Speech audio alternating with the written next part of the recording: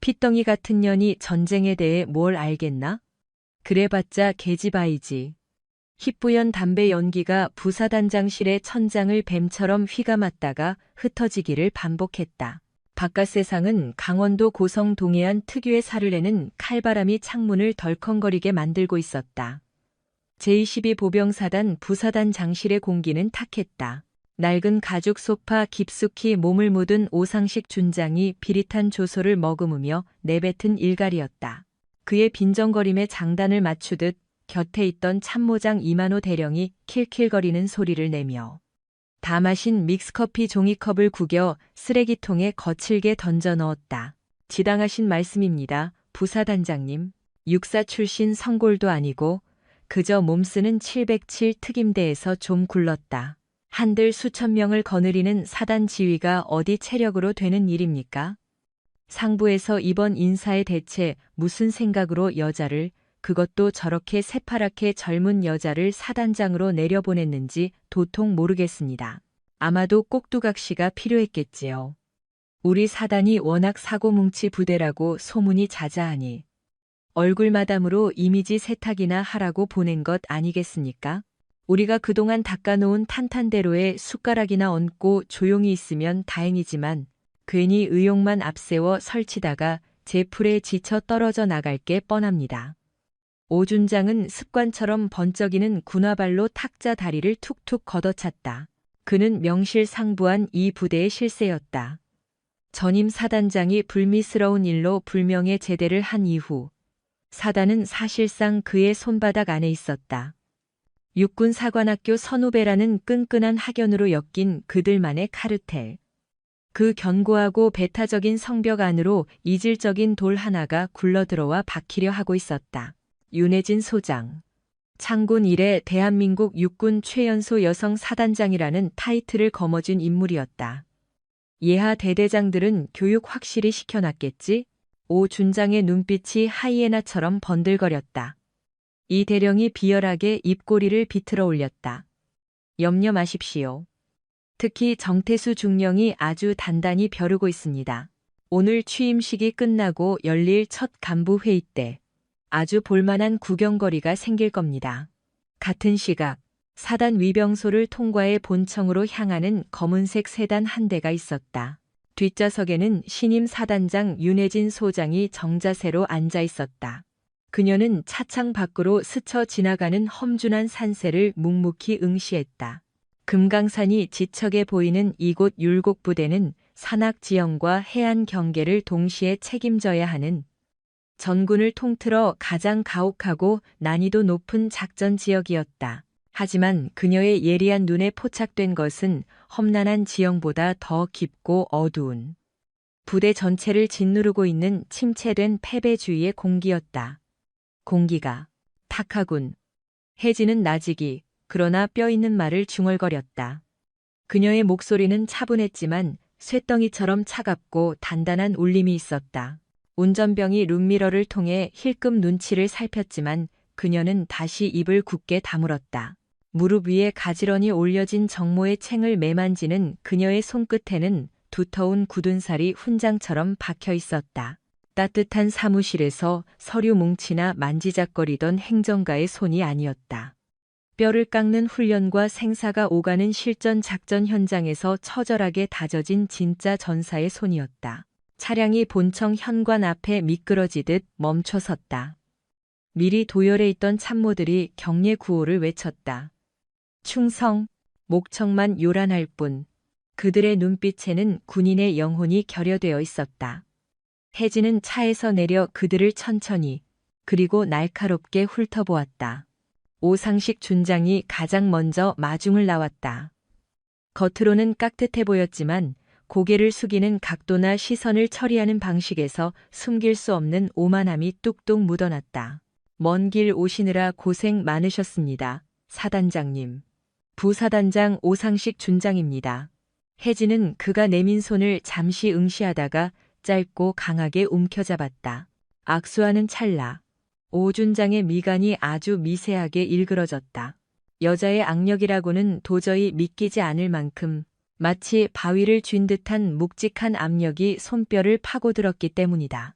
그러나 혜진은 표정 하나 바꾸지 않고 곧바로 손을 놓았다. 반갑네. 윤혜진이다.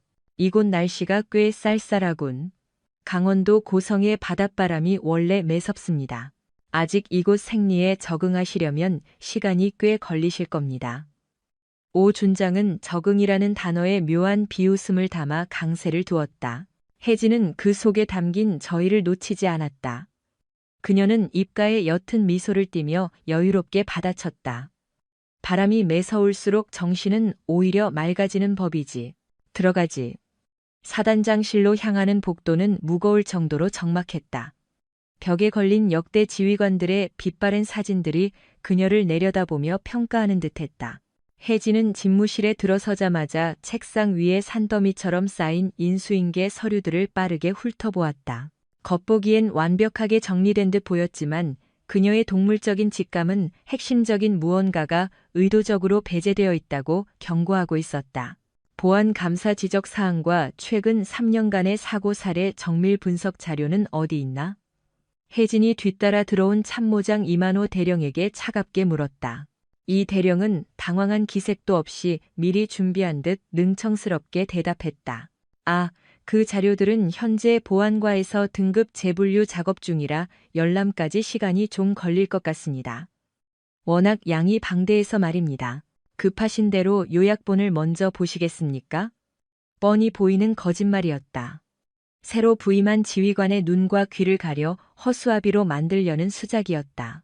혜진은 보고 있던 서류철을 탁 소리나게 덮으며 이대령을 똑바로 응시했다. 재분류라. 내가 부임하기 전까지 모든 자료를 완비해 두라고 분명 지시가 내려갔을 텐데 죄송합니다. 실무자들 선에서 행정착오가 있었던 모양입니다. 워낙 격오지 부대라 행정병들 수준이 좀 떨어져서. 이 대령은 말끝을 흐리며 은근슬쩍 죄 없는 병사들 탓으로 책임을 돌렸다. 혜진은 더 이상 그를 추궁하지 않았다.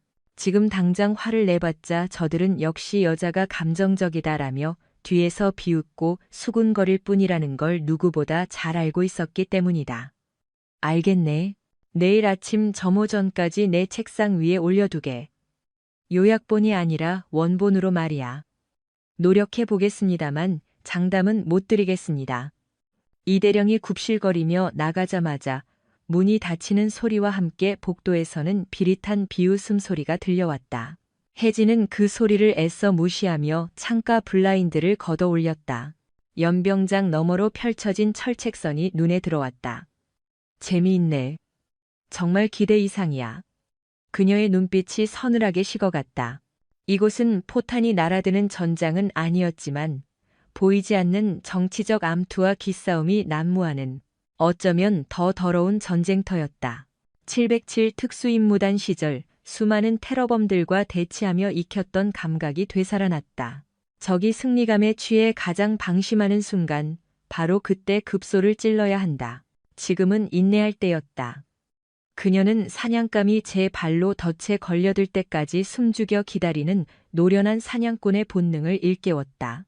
오후 2시 첫 작전간부 회의가 소집된 회의실의 공기는 숨 막힐 듯 무거웠다.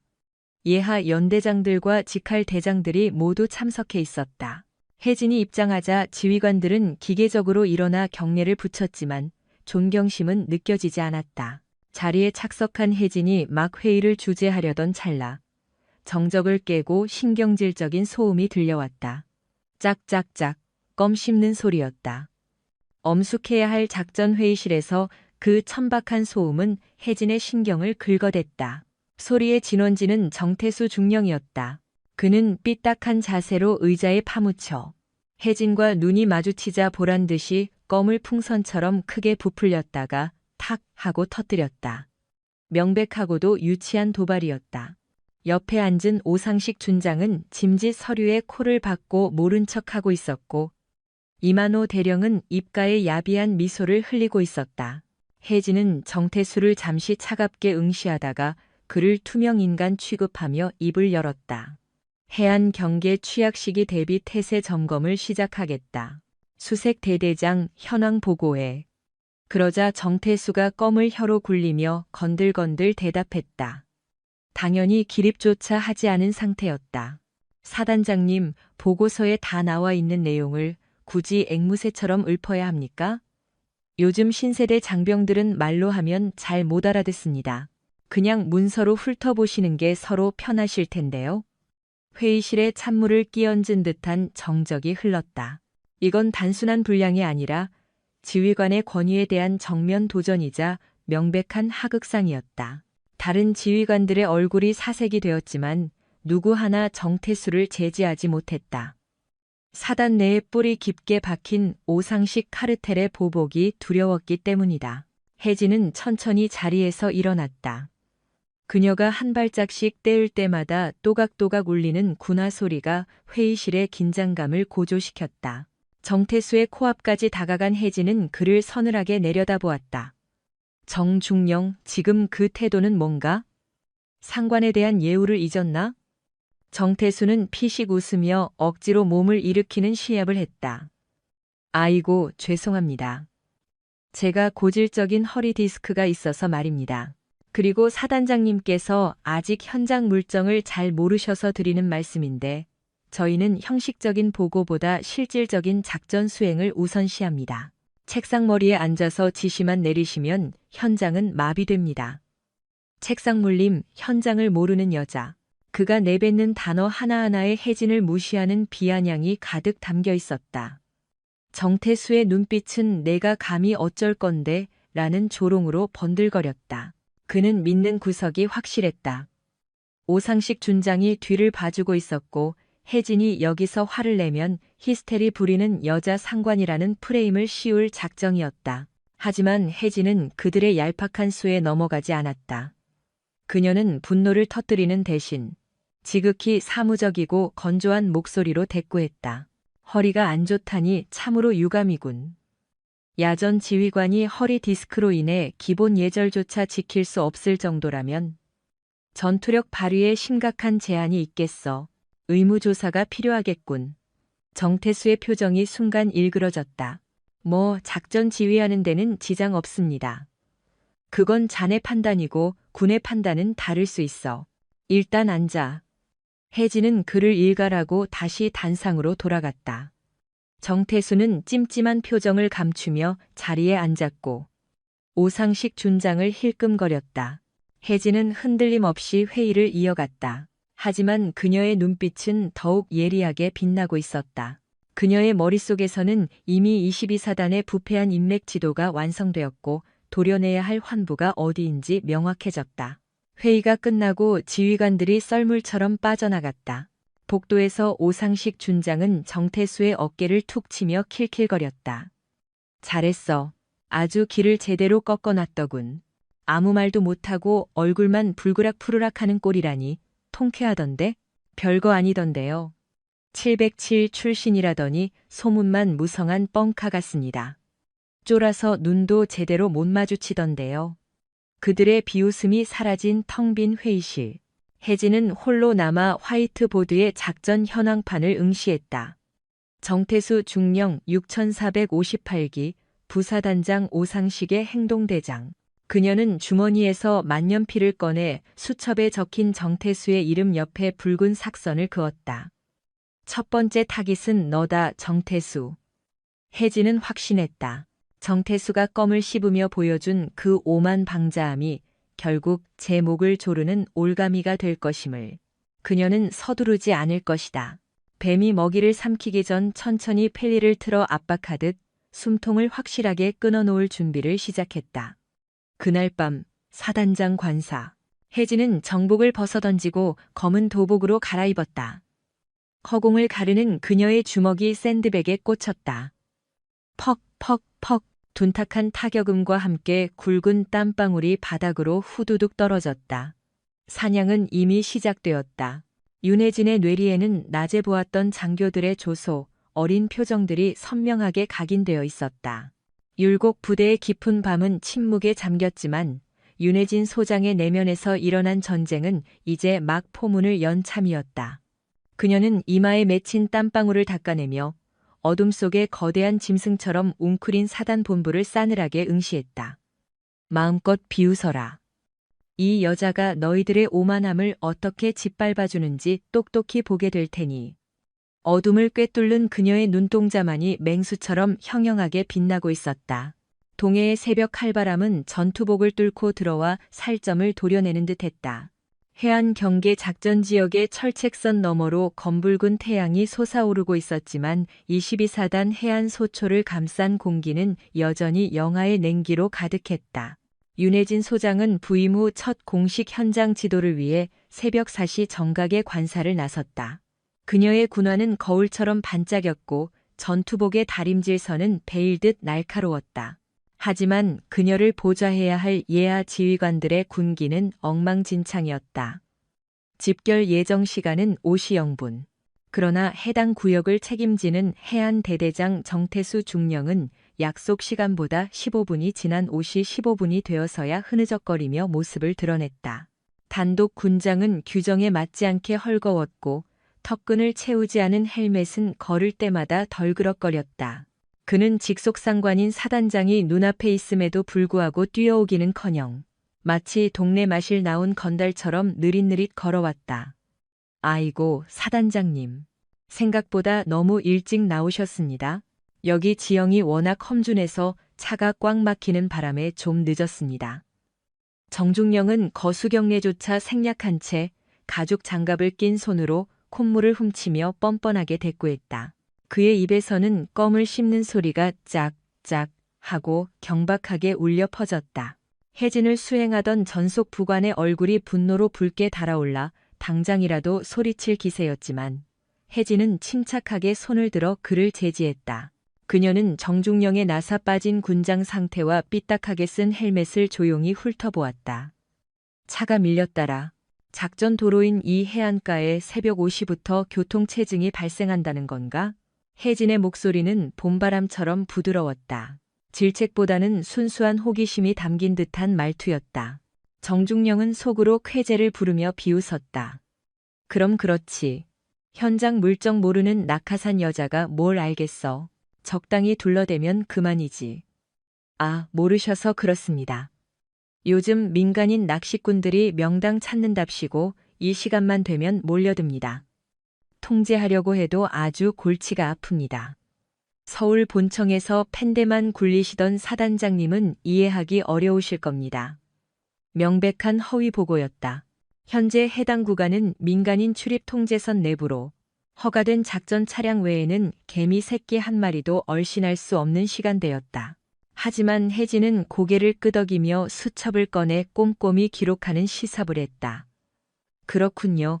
민간인 통제가 그토록 어렵다니. 애로사항으로 접수하겠네. 자네가 일선에서 고생이 많아. 정중령의 입꼬리가 실룩이며 비릿한 미소를 만들어냈다. 그는 혜진을 군인이라기보다는 제복 입은 허수아비 취급을 하고 있었다. 전설적인 707 특수임무단 출신이라는 이력서도 분명 위에서 만들어준 가짜 스펙일 것이라 확신했다. 저렇게 맑고 순진한 눈망울을 가진 여자가 사람을 죽이는 특수작전을 수행했을 리 만무했다. 그는 거들먹거리며 앞장서서 철책선 순찰로로 혜진을 안내했다. 이쪽으로 모시겠습니다. 아, 근데 사단장님, 여기 경사가 꽤 심합니다. 굽 높은 구두. 아, 전투화를 신으셨네? 그래도 발목 조심하십시오. 원래 여자들은 뼈가 약해서 이런 길에서 금방 넘어집니다. 대놓고 무시하는 성차별적 발언이었지만 혜진은 여유로운 미소를 잃지 않으며 그의 뒤를 따랐다. 세심한 배려 고맙네, 앞장서게. 현장 상태는 그야말로 총체적 난국이었다. 초병들은 근무 중 잡담을 하느라 인기척도 느끼지 못했고 공용화기 거치대는 시뻘건 녹으로 뒤덮여 있었다. 감시 카메라 모니터는 습기 관리가 전혀 되지 않아 화면의 절반이 뿌옇게 흐려져 있었다. 당장 징계위원회를 열어도 모자랄 판이었지만 혜진은 침묵을 지켰다. 대신 정중령이 쏟아내는 구차한 변명들에 귀를 기울이는 척 연기했다. 이게 다 해풍 때문입니다. 소금기 때문에 닦아도 반나절이면 녹이 씁니다. 예산은 쥐꼬리만 하고 병사들은 말도 안 듣고 대대장 노릇하기가 참 힘듭니다. 오죽하겠나. 보급과 예산 문제는 내가 참모장과 상의해서 지원 방안을 찾아보지. 혜진의 물러터진 반응에 정중령은 기고만장해져 선을 넘기 시작했다. 그는 순찰 도중 주머니에서 담배를 꺼내 입에 물었다. 탄약이 적재된 작전 지역 내, 그것도 사단장 앞에서의 흡연은 중징계감이었다. 한 대 하시겠습니까? 아, 담배는 안 배우셨나? 요새는 여군 장교들도 스트레스 때문에 많이들 피우던데. 마음만 받겠네. 자네나 편하게 태우게. 혜진은 고개를 돌려 철책 밑바닥을 정밀하게 스캔했다. 그때 그녀의 예리한 시선에 이질적인 흔적이 포착되었다. 철책 하단부의 흙이 인위적으로 파헤쳐졌다가 급하게 덮인 자국. 그리고 그 틈바구니에 반쯤 묻혀있는 낯선 담배꽁초 하나. 국내에서는 유통되지 않는 외국 브랜드였다. 그녀는 군화끈을 고쳐매는 척하며 재빠르게 몸을 숙여 증거물을 회수해 주머니에 넣었다. 거기 뭐 떨어진 거라도 있습니까? 정중령이 담배 연기를 길게 내뿜으며 건들거리는 말투로 물었다. 아닐세. 끈이 좀 헐거워서. 자, 마저 가도록 하지. 혜진은 아무 일 없다는 듯 다시 일어섰다. 그녀의 표정은 여전히 봄날처럼 온화했지만 주머니 속에서 담배꽁초를 쥔 소나귀에는 핏기가 가실 정도로 힘이 들어가 있었다. 저 흔적은 야생동물의 짓이 아니었다. 침투 훈련을 가장한 누군가의 침입이거나 외부 세력과의 은밀한 접촉이 있었음을 암시했다. 그런데 해당 구역 지휘관인 대대장은 이를 전혀 모르고 있거나 알면서도 묵인하고 있는 것이 분명했다. 순시를 마치고 사단 본부로 복귀하는 차량 안. 혜진의 두뇌는 고속으로 회전하기 시작했다. 그녀는 백미러로 전속 부관을 보며 낮고 차가운 목소리로 지시를 내렸다. 보안과장에게 연락해.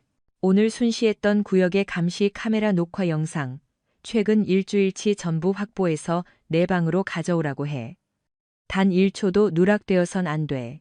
보안과장을 통하면 기록이 남는다. 전산실 담당 하사를 직접 찾아가. 내 개인 아이디로 로그를 남겨서 받아오도록 해. 보안은 생명이다. 알겠나? 네, 알겠습니다. 허나 보안 규정상 상부 보고 절차가 전시 상황을 가정한 특수 불시 점검이라고 둘러대. 군말 없이 움직여. 방금 전까지 정중령 앞에서 순진한 척 연기하던 모습은 온데간데 없었다. 서리빨처럼 차가운 혜진의 카리스마에 눌린 전속 부관은 마른 침을 삼키며 급히 고개를 숙였다.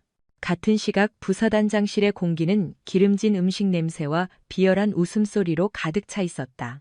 오상식 준장과 이만호 참모장, 그리고 순시를 마치고 합류한 정태수 중령이 원형 테이블에 둘러앉아 있었다. 탕수육 소스와 춘장이 묻은 입가들이 번들거렸다. 그래, 이야기는 들었네. 우리 새로 오신 여장군님 산악 행군은 좀 하시던가? 오준장이 나무젓가락을 딱딱거리며 물었다. 서영호는 탕수육 하나를 입안 가득 쑤셔 넣으며 킬킬거렸다. 아이고, 말도 꺼내지 마십시오. 조금만 경사가 져도 숨이 턱까지 차서 헐떡거리는데 제가 보폭 맞추느라 애 좀 먹었습니다. 일부러 험한 샛길로 모셨거든요. 게다가 뭘 알아야 지적을 하죠.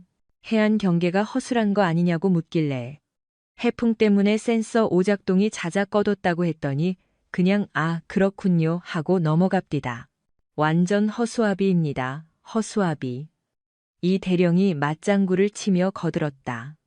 제가 뭘 했습니까? 707 출신이라고 떠들썩 하더니 실상은 책상 물림이라니까요. 오늘 결제 서류도 내용은 보지도 않고 사인만 하더군요. 우리가 뭘 해먹든 까막눈일 겁니다. 오준장은 만족스러운 미소를 지으며 짜장면을 비볐다. 좋아, 아주 훌륭해.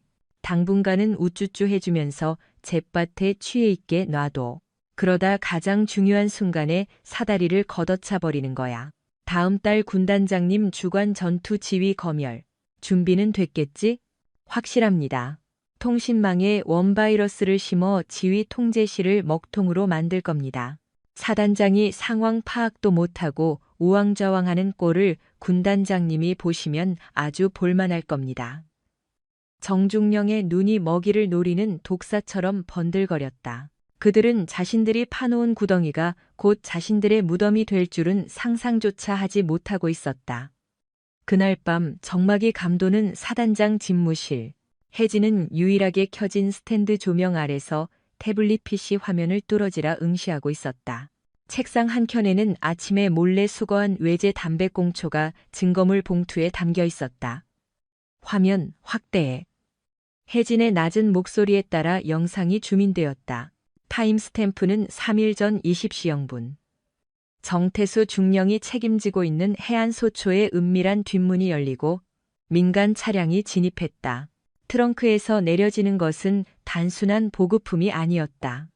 스티로폼 박스에 담긴 것은 명백한 밀수품이었다. 그리고 그 현장을 지휘하며 민간인 업자와 히히덕거리는 자, 바로 정태수였다. 업자가 건넨 두툼한 돈 봉투가 정태수의 건빵 주머니로 사라지는 순간이 고화질로 포착되었다.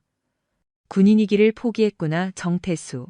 고작 돈 몇 푼의 국가 안보를 팔아먹어. 혜진의 입에서 싸늘한 조소가 흘러나왔다. 단순한 기강회의가 아니었다. 이것은 반역에 가까운 중범죄였다. 그녀는 서랍을 열어 비밀 수첩을 꺼냈다. 707 시절부터 적의 급소를 노릴 때만 작성하던 살생부였다. 그녀는 만년필 뚜껑을 열고 힘주어 적어 내려갔다. 작전명, 대청소, 타겟, 22사단, 해안대 대장, 정태수 외 부패 라인 전원. 혐의 군사기밀 유출 방조, 뇌물수수, 직무유기. 혜진은 의자 깊숙이 몸을 묻으며 생각에 잠겼다. 헌병대를 동원해 정태수 하나를 잡는 건 일도 아니다. 하지만 그래선 꼬리만 자르고 몸통인 이만호와 머리인 오상식은 빠져나갈 것이다. 놈들을 일망타진하려면 놈들이 판 함정을 역이용해야 한다. 군단 전투지휘, 검열. 그들이 나를 무너뜨리겠다고 공언한 그날. 그 무대는 역으로 그들의 처형대가 될 것이다. 혜진은 보안 전화기를 들었다. 수신자는 그녀가 사단에 오기 전부터 심어둔 유일한 칼, 감찰부 법무참모였다. 나다. 영장 청구 준비는 완벽한가? 네, 사단장님. 지시하신 계좌 추적 및 통신조회 영장, 즉시 집행 가능합니다. 기다려. 놈들이 샴페인을 터뜨리며 가장 방심하고 있을 때 그때 목을 친다. 전화를 끄는 혜진의 시선이 창밖의 칠흑 같은 어둠을 향했다. 바람 소리가 날카로웠다. 폭풍전야. 사냥의 시간은 이미 카운트다운에 들어갔다. 다음 날 아침 작전 회의 시간. 윤혜진은 평소보다 더 위축된 어깨와 불안한 눈빛을 연기하며 회의실 문을 열었다. 공기는 탁했고 남자들의 오만함이 담배 연기처럼 자욱했다. 정태수 중령은 삐딱하게 다리를 꼬고 앉아 껌을 딱딱 소리나게 씹고 있었고 이만호 대령은 볼펜을 손가락 사이로 돌리며 지루하다는 듯 하품을 참지 않았다. 침묵을 깨고 오상식 준장이 특유의 그 거들먹거리는 어조로 입을 열었다. 사단장님, 이번 군단 검열건 말입니다. 그냥 저희한테 맡겨두시죠? 사단장님께서 머리 아프게 전술이니 작전이니 들여다보실 필요 뭐 있겠습니까? 오시면 그저 웃으면서 다과나 내오고 분위기나 맞춰주시면 그게 최고 점수 따는 길입니다. 그것은 단순한 조언이 아니라 명백한 조롱이자 하극상이었다. 부대 지휘관을 마치 접객원 취급하는 그 저열한 언사에 몇몇 참모들이 헛기침을 하며 눈치를 살폈지만 오상식의 서슬에 눌려 아무도 제지하지 못했다. 윤혜진은 찻잔을 쥔 손을 미세하게 떨며 짐짓 당황한 듯한 미소를 지어 보였다. 아, 역시 부사단장님 생각이 깊으시네요. 제가 현장 감각이 부족해서 걱정이 많았는데 부사단장님과 참모장님만 믿고 가겠습니다. 서영호 중령도 많이 서포트해 줄 거지? 정태수가 비웃음을 숨기지 않고 콧방귀를 뀌었다. 아, 네네. 시키시는 대로 가만히만 계시면 중간은 가게 해드립죠. 고마워요. 정말 든든하네요. 윤혜진의 떨리는 목소리에 회의실 안에는 역시 여자는 안 되라는 식의 비릿한 안도감이 퍼져나갔다. 그들은 꿈에도 몰랐다. 지금 그들이 비웃고 있는 그 여자가 발톱을 숨긴 채 사냥감을 노려보는 맹수라는 사실을. 회의가 파하고 나가는 정태수의 뒷모습을 보며 윤혜진의 눈빛이 차갑게 돌변했다. 실컷 웃어둬라. 그 웃음이 통곡으로 바뀌는 건 한순간일 테니. 사단장실 문이 닫히자 복도에는 무거운 정적만이 감돌았다. 그것은 폭풍이 몰아치기 직전에 숨 막히는 고요였다. 운명의 검열 당일. 새벽부터 22사단 사령부 전체가 팽팽한 활시위처럼 긴장감에 휩싸였다. 하늘조차 그들을 돕지 않는지 고성의 상공은 잿빛 구름으로 뒤덮여 있었고 금방이라도 폭우를 쏟아낼 듯 으르렁거렸다. 습기를 잔뜩 머금은 바람이 부대 깃발을 신경질적으로 흔들어댔다. 지휘 통제실 C4I 내부는 이미 전쟁터였다. 벽면을 가득 채운 멀티 스크린들이 각 해안 초소와 GOP 라인을 비추고 있었고 오퍼레이터들의 긴박한 보고 소리와 키보드 두드리는 소음이 소란스럽게 엉켰다. 중앙 지휘석에 앉은 윤혜진 소장은 창백한 안색으로 정면을 응시하고 있었다. 그녀의 손은 깍지를 낀 채 하얗게 질려 있었고 입술은 바짝 말라 있었다. 그 모습을 뒤에서 훔쳐보던 이만호 참모장이 오상식 준장에게 은밀한 눈짓을 보냈다. 보셨습니까? 완전히 겁먹어서 얼어붙었습니다. 오 준장은 회심의 미소를 삼키며 짐짓 걱정하는 척 윤혜진에게 다가갔다. 사단장님, 안색이 백지장 같으십니다. 조금 있다가 군단장님 오시면 직접 브리핑하셔야 하는데 이 상태로 가능하시겠습니까? 정 힘드시면 제가 대신. 윤혜진은 소스라치게 놀라며 손사래를 쳤다. 아, 아닐세. 내가 해야지. 명색이 사단장인데 그냥 아침부터 속이 좀 뒤틀려서. 너무 긴장하지 마십시오. 저희 유능한 참모진이 뒤에서 확실하게 보좌해 드릴 테니 말입니다. 이 대령이 끼어들며 의미심장한 미소를 흘렸다. 그들이 말하는 확실한 보좌가 치명적인 뒤통수치기임을 윤혜진은 이미 간파하고 있었다. 오전 10시 정각 굉음과 함께 군단장의 UH-60 헬기가 연병장에 내려앉았다. 회전하는 로터가 일으키는 강풍에 흙먼지가 사방으로 흩날렸다. 헬기에서 내린 군단장은 깐깐하고 꼬장꼬장하기로 유명한 원칙주의자였다. 그는 윤혜진의 영접을 받는 둥 마는 둥 하고는 곧장 지휘 통제실로 성큼성큼 걸어 들어갔다. 윤 소장 보고를 들어보니 22사단 경계작전에 구멍이 숭숭 뚫렸다더군. 오늘 내가 그 실태를 직접 확인해야겠네. 지금 즉시 상황조치 훈련을 시작해. 군단장의 호령이 지휘소 전체를 쩌렁쩌렁 울렸다. 윤혜진은 마른 침을 꿀꺽 삼키며 힘겹게 입을 뗐다. 알겠습니다. 전 예하 부대 진돗개 하나 발령. 즉각 조치 사격 및 차단선 점령 작전 개시. 그녀의 명령이 떨어지기가 무섭게 비상 사이렌이 찢어질 듯 울부짖었다.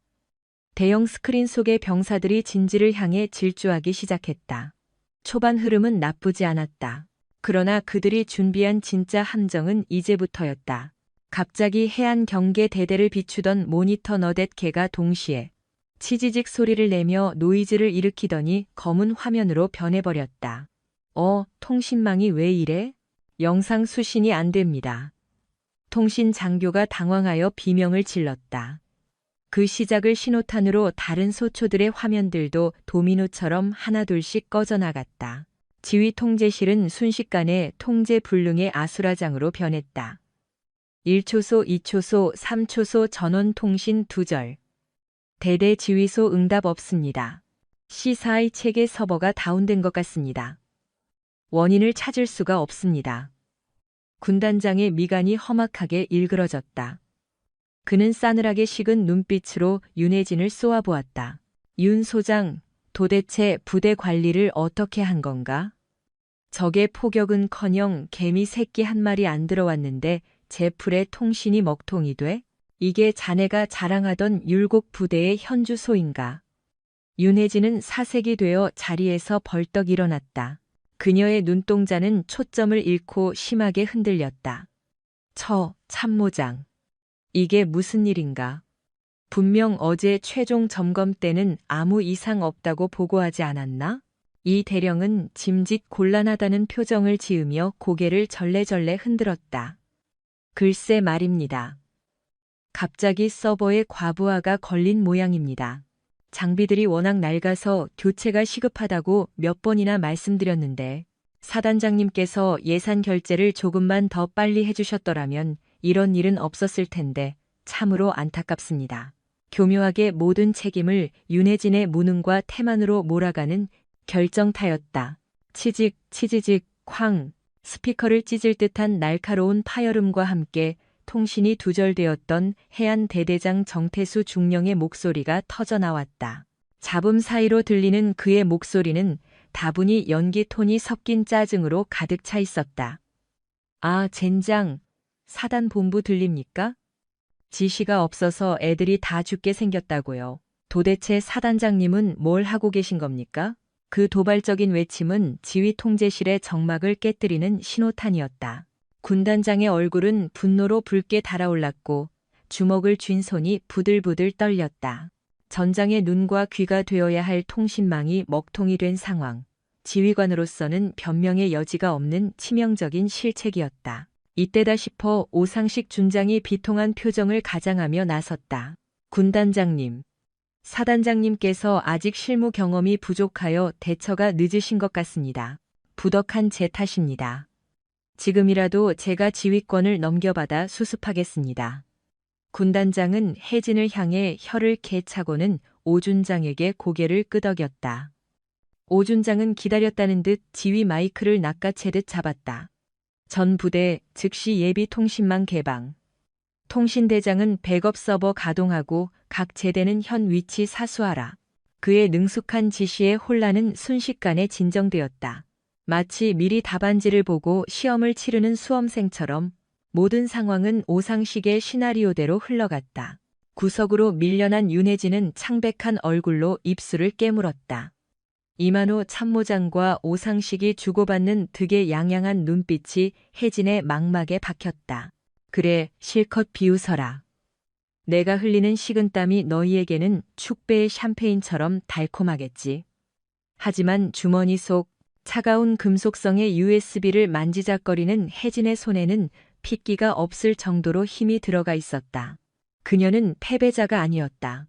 덫을 놓고 먹잇감이 제 발로 들어오길 기다리는 사냥꾼의 인내심으로 그녀는 모멸감을 견뎌내고 있었다. 강평 시작하겠습니다. 훈련 종료 후 이어진 사후 강평장의 공기는 납덩이처럼 무거웠다. 군단장은 상석에서 혜진을 잡아먹을 듯 노려보았고 그 곁에는 승리감에 도취된 오상식과 이만호 그리고 흑투성이 군복을 입고 헐떡거리는 연기를 펼치는 정태수가 앉아 있었다. 윤혜진 소장. 자네는 지휘관 자격이 없어. 개전 10분 만에 통신 두절, 이게 말이 되나. 군단장의 호통이 회의실을 뒤흔들었다. 오상식이 교묘하게 거들었다. 군단장님, 윤 소장님이 아직 현장 감각이 무뎌서 그렇습니다. 제가 더 잘 보좌했어야 했는데. 송구합니다. 충신 코스프레를 하며 혜진을 확인 사살하는 역겨운 화법이었다. 정태수 또한 땀을 훔치는 척하며 척기를 박았다. 현장 병사들이 얼마나 불안해했는지 아십니까? 사단장님, 제가 누누이 말씀드리지 않았습니까? 통신 장비 교체해야 한다고. 모든 비난의 화살이 혜진의 심장에 꽂히는 순간 푹 숙이고 있던 혜진의 고개가 서서히 들렸다. 그녀의 눈빛은 더 이상 패잔병의 그것이 아니었다. 707 특수임무단 시절 적의 급소를 노리던 냉혹한 저격수의 눈빛이 그곳에 있었다. 군단장님, 변명 따위는 하지 않겠습니다. 다만 이 사태의 진짜 원인은 보셔야겠습니다. 혜진의 낮고 서늘한 목소리에 좌중의 시선이 집중되었다. 원인? 장비 노후라며? 군단장의 반문에 혜진은 대답 대신 리모컨을 눌렀다. 팟하는 소리와 함께 대형 스크린의 영상이 재생되었다. 훈련 직전 해안대대 통신실의 CCTV 화면이었다. 영상 속의 인물은 다름 아닌 정태수였다. 그가 부하들을 내보낸 뒤 메인 서버의 케이블을 거칠게 뽑고 전원장치에 생수를 들이붓는 장면이 고화질로 적나라하게 펼쳐졌다. 치지직거리며 스파크가 튀는 장비 앞에서 킬킬거리는 정태수의 모습은 악마 그 자체였다. 허, 헉. 정태수의 입에서 단말마가 터져나왔다. 씹던 껌이 입 밖으로 툭 떨어졌고 얼굴은 시체처럼 하얗게 질렸다. 오상식과 이만호의 눈동자 또한 지진이라도 난 듯 심하게 흔들렸다. 해안 대대장 정태수 중령. 군용 통신망 고의 파괴, 작전 방해, 그리고 이적 행위. 혜진은 판사처럼 냉엄하게 죄목을 선고했다. 이건 조작입니다. 요즘 유행하는 딥페이크입니다. 사단장님이 저를 음해하려는 겁니다. 정태수가 발악하며 자리에서 벌떡 일어났다. 앉아. 혜진은 눈길조차 주지 않은 채 다음 영상을 재생했다. 며칠 전 밤. 정태수가 밀수업자들에게 검은 돈봉투를 받고 뒷문을 열어주는 장면이 클로즈업되었다. 근무지 이탈, 뇌물수수, 민간인 불법 출입 방조. 자, 정태수 중령. 이것도 딥페이크인가? 자네 군복을 입을 자격이 있다고 생각하나? 회의실 공기가 순식간에 영하로 떨어졌다. 군단장의 얼굴은 분노로 불그락푸르락 변해 금방이라도 혈관이 터질 듯했다. 배신감에 치를 떨며 정태수를 쏘아보는 눈빛에는 당장이라도 찢어 죽일 듯한 살기가 서려 있었다. 정태수, 내 이놈, 저 보고가 모두 사실이냐고 묻고 있다. 정태수는 도간에 든 쥐꼬리 되었다. 빠져나갈 구멍이 없음을 직감한 그는 이판사판이라는 심정으로 희번덕거리는 눈을 까뒤집으며 윤혜진에게 덤벼들었다. 이 미친 계집년이 감히 함정을 파? 죽여버릴 거야. 이성을 상실한 정태수가 테이블 위에 있던 육중한 크리스털 재떨이를 집어들고 윤혜진의 정수리를 향해 내리꽂으려 했다. 사단장을 향한 초유의 하극상. 회의실 안에 모두가 경악하며 비명을 질렀다. 하지만 윤혜진은 눈 하나 깜짝하지 않았다. 재떨이가 머리통을 부수기 직전 그녀의 왼손이 뱀처럼 파고들어 정태수의 손목 관절을 정확히 낚아챘다. 콰득. 섬뜩한 파열음과 함께 정태수의 입에서 짐승 같은 비명이 터져 나왔다. 으악. 윤혜진은 비명지를 틈도 주지 않고 손목을 역으로 비틀어 그를 책상 위로 매다 꽂았다. 와장창. 강화유리가 박살나며 정태수의 얼굴이 날카로운 파편 위로 처박혔다. 그녀는 즉시 팔을 뒤로 꺾어 제압하며 오직 그에게만 들릴 만큼 낮고 서늘한 목소리로 속삭였다. 707 특수임무단에서 내가 살인기술만 배운 줄 알았나? 사람을 살려두고 고통 주는 법을 더 많이 배웠지. 이거 놔. 팔 부러져. 정태수가 발버둥 쳤지만 윤혜진의 악력은 바이스처럼 그를 옥죄었다. 그녀는 무심하게 힘을 더 주어 어깨 관절을 탈골 직전까지 비틀었다. 우두둑 뼈가 어긋나는 소리가 회의실을 울렸다. 군단장님 면전이다. 추태 부리지 마. 윤혜진의 나직한 일갈에 정태수는 고통으로 거품을 물고 축 늘어졌다. 전설적인 707의 무력이 헛소문이 아님을 증명하는 압도적인 순간이었다. 오상식 준장과 이만호 대령은 그 광경에 압도되어 숨조차 제대로 쉬지 못했다. 그들 눈앞에 있는 건 여자가 아니라 피냄새를 맡은 냉혹한 포식자였다. 윤혜진은 쓰레기를 버리듯 정태수를 바닥으로 밀쳐내고 품에서 하얀 손수건을 꺼내 손을 닦았다. 그리고 차분하게 헌병대장을 호출했다. 헌병대장, 뭐하고 있나? 상관 폭행 현행범이다. 즉시 영창으로 끌고 가. 옙, 알겠습니다. 대기 중이던 헌병들이 들이닥쳐 짐짝처럼 정태수를 끌고 나갔다. 질질 끌려가던 정태수가 오상식을 향해 처절하게 울부짖었다. 부사단장님, 살려주십시오. 시키는 대로 하지 않았습니까? 부사단장님. 하지만 오상식은 땀을 뻘뻘 흘리며 황급히 고개를 돌려버렸다. 정태수의 절규가 복도 끝으로 멀어졌다. 윤혜진은 흐트러진 정복을 매만진 뒤 군단장을 향해 절도 있게 격려했다. 불미스러운 꼴을 보여드려 죄송합니다. 부하 관리를 못한 제 불찰입니다. 허나 썩은 살은 도려내야만 새 살이 돋는 법입니다. 오늘부로 22사단의 대수술을 집도하겠습니다. 군단장은 넋이 나간 듯 윤혜진을 바라보다가 이내 감탄이 섞인 표정으로 고개를 끄덕였다. 윤 소장, 자네 정말 보통 내기가 아니구먼. 좋다, 전권을 위임하지. 싹 다 갈아엎어버리게. 감사합니다. 충성. 윤혜진의 서늘한 시선이 오상식 준장과 이만호 대령에게 꽂혔다. 그들의 얼굴은 핏기가 싹 가셔 시체처럼 창백했다. 윤혜진은 소리 없이 입모양으로 그들에게 사형 선고를 내렸다. 다음은 너희들이야. 카르텔의 한 축이 박살났다. 그러나 이것은 서막에 불과했다. 피해 숙청은 이제 막 시작되었다. 정태수 중령이 끌려나간 뒤 22사단 본청은 무거운 침묵에 잠겼다. 복도를 오가는 간부들은 숨소리조차 죽였고 병사들은 겁에 질린 눈빛을 교환했다. 사단장의 무자비한 무력을 목격한 공포는 바이러스처럼 퍼져나갔다. 하지만 어둠 속의 숨은 쥐들은 그 공포 속에서도 맹독을 품고 있었다. 부사단 장실, 오상식 준장은 재떨이가 넘치도록 담배를 피워대며 신경질적으로 소리쳤다. 이 대령, 이대로 당하고만 있을 거야? 정태수. 그 무식한 놈이 성질을 못 이겨 자폭하는 바람에 계획이 다 틀어졌잖아. 참모장 이만호 대령은 충혈된 눈으로 서류 뭉치를 넘기며 차갑게 대꾸했다.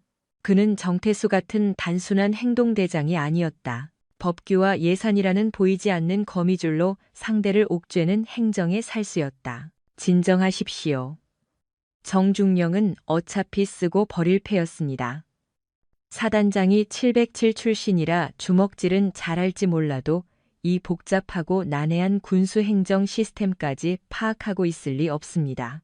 패는 칼보다 강하다고들 하죠. 놈을 서류 더미 속에 파묻어 질식사시킬 겁니다. 이 대령이 회심의 미소를 지으며 내민 서류는 동계 작전 대비 긴급 피복 및 난방유 확보 계획안이었다.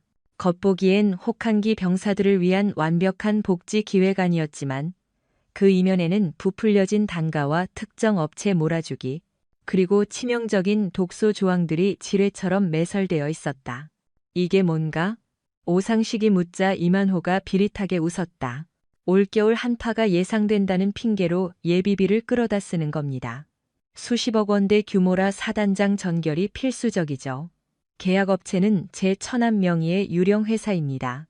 윤혜진이 여기에 결제 도장을 찍는 순간 횡령 및 업무상 배임 혐의로 군복을 벗겨버릴 수 있습니다. 오준장은 승리를 확신하며 콧노래를 흥얼거렸다. 숫자의 어두운 여자가 사단장이라니 우리에겐 축복이지. 가서 도장 받아와. 놈들이 파놓은 무덤에 제 발로 들어오게 만드는 거야. 이 대령은 비굴한 미소를 연습하며 사단장실 문을 두드렸다. 충성. 사단장님 긴급 결제 사안입니다. 그는 최대한 다급한 척 연기했다. 혹한기 대비 난방유와 피복 문제입니다. 하루라도 늦어지면 장병들이 얼어 죽습니다. 골든타임을 놓치면 사단장님 책임론이 불거질 수 있습니다. 혜진은 묵묵히 서류철을 받아들었다. 그녀의 시선이 첫 줄에 꽂히는 순간 집무실의 공기가 무겁게 가라앉았다. 이 대령은 침을 꼴깍 삼키며 그녀의 손끝만 바라보았다. 제발 그냥 넘겨라. 읽지 말고 찍어. 하지만 혜진은 독수리가 먹잇감을 노려보듯 숫자의 미로를 파헤치기 시작했다. 째깍거리는 시계 초침 소리가 이 대령의 심박수와 겹쳐졌다. 30분이라는 영겁의 시간이 흘렀다. 이 대령. 혜진의 목소리는 낮았지만 그 울림은 서늘했다. 자네가 말한 이 태백 유통이라는 회사. 위성 지도로 확인해보니 논두렁 한가운데 비닐하우스더군. 비닐하우스에서 30만 리터의 기름을 정제하나? 이 대령의 동공이 지진 난 듯 흔들렸다. 아, 그게. 현장 사무소라 주소지가 좀.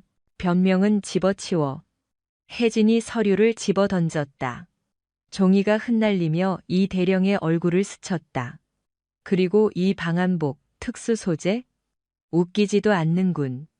내가 입고 있는 이 보급품보다 못한 싸구려 합성 섬유의 가격은 3배를 불렸어. 내가 여자라서 혹은 야전 출신이라 이런 서류 따윈 모를 거라 생각했나? 혜진은 자리에서 일어나 그에게 다가갔다. 압도적인 위압감에 이 대령은 뒷걸음질 쳤다. 나는 707 시절 보급이 끊기면 쥐를 잡아먹으며 버텼어.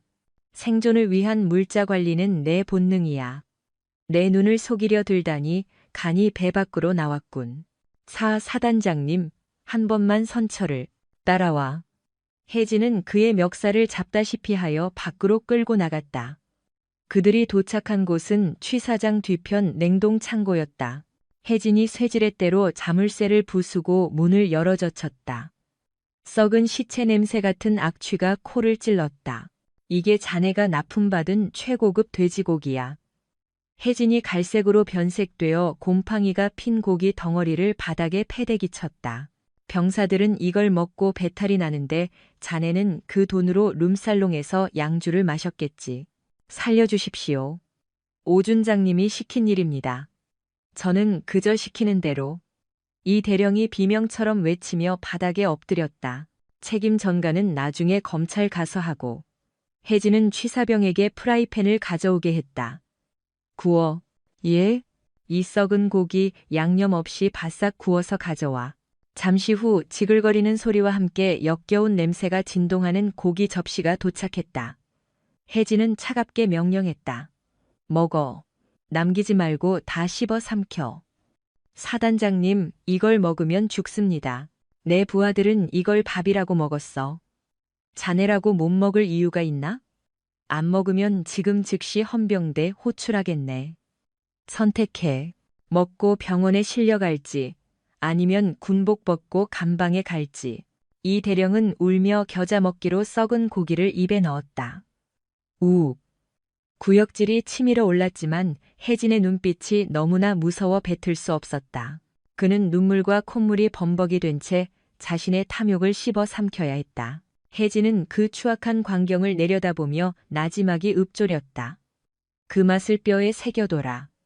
그게 바로 자네가 저지른 부패의 맛이니까. 그 맛을 평생 잊지 말게. 그게 자네가 군복을 입고 저지른 탐욕의 맛이니까. 윤혜진은 싸늘한 한마디를 남기고 뒤도 돌아보지 않은 채 식당을 빠져나갔다. 등 뒤에서는 이대령이 바닥을 긁으며 위에까지 토해내는 소리가 처절하게 울려 퍼졌다. 그것은 율곡 부대의 카르텔을 지탱하던 이만호라는 거목이 뿌리째 뽑혀나가는 소리와도 같았다. 썩은 고기를 강제로 삼킨 대가로 응급실에 실려갔던 이만호 대령은 이틀 만에 부대로 복귀했다. 링거 투혼을 발휘하며 자리를 지키려 했지만 외탄 눈과 쑥쑥해진 볼은 그가 겪은 공포의 깊이를 말해주고 있었다. 그의 눈빛에서 오만함은 완전히 증발해버렸다.